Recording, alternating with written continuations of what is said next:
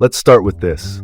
A high-profile campaign hits the brakes, a national true crime spotlight lands on a Mountain View mystery, a local housing project stalls over dollars, and a renovation mistake sparks a costly fire. Time to cut to the chase. I'm Dean Bark. Welcome to the City Report in Mountain View, California. Let's open with the big one. Eric Swalwell, a seventh-term Democratic congressman from the Tri-Valley and a native of Dublin, has suspended his campaign for California governor in April. The move comes just weeks before the primary after multiple women, including a former staffer, accused him of sexual assault and misconduct. Swalwell denies the allegations, calling them false. The Manhattan District Attorney's Office, the New York Prosecutor's Office known for high-profile cases, has opened an investigation. As of now, Swalwell has not been charged with a crime.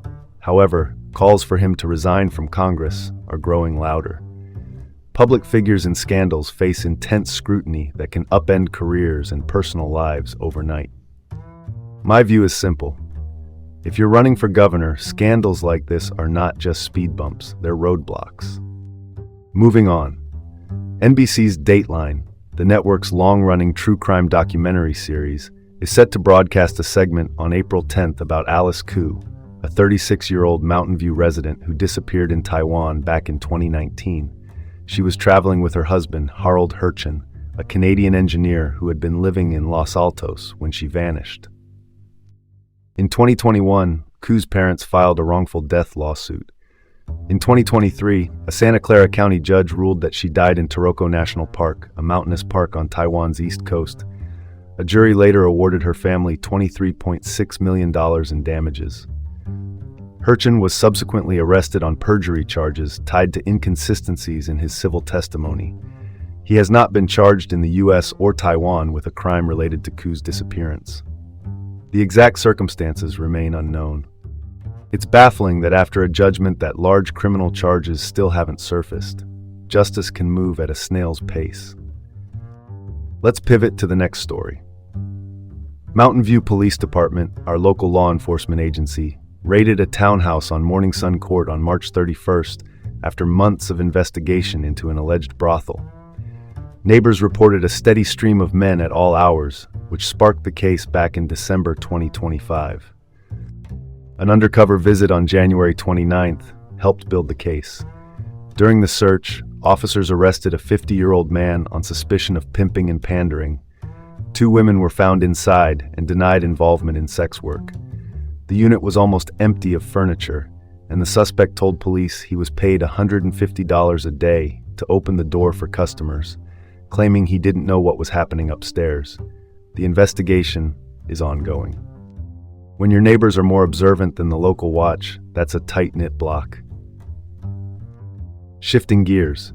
Homekey Palo Alto, a $37.2 million transitional housing project on the Palo Alto Mountain View border, has been delayed by a contract dispute. DevCon Construction, the general contractor, and several subcontractors have been at odds over about $1.4 million in payments, halting work in November 2025. The site is designed to shelter more than 200 unhoused residents and is backed by $26.6 million in state funds, plus $4 million from Santa Clara County. Life Moves, the regional homelessness services nonprofit slated to operate the facility, arranged temporary hotel stays in Sunnyvale to meet state occupancy targets and keep services on track. Officials now expect an opening in late spring of this year. One point worth stating plainly, $1.4 million might be a rounding error in Sacramento, but it's a big deal when it keeps roofs from opening over people's heads. And now for local safety.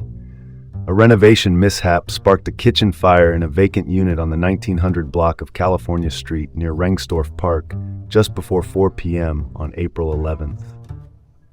Mountain View Fire Department used thermal imaging cameras to trace the fire's spread into the attic and overhauled 2 adjoining kitchens to make sure hotspots were out. The damage is estimated at about $200,000. 11 residents were displaced, and crucially, there were no injuries.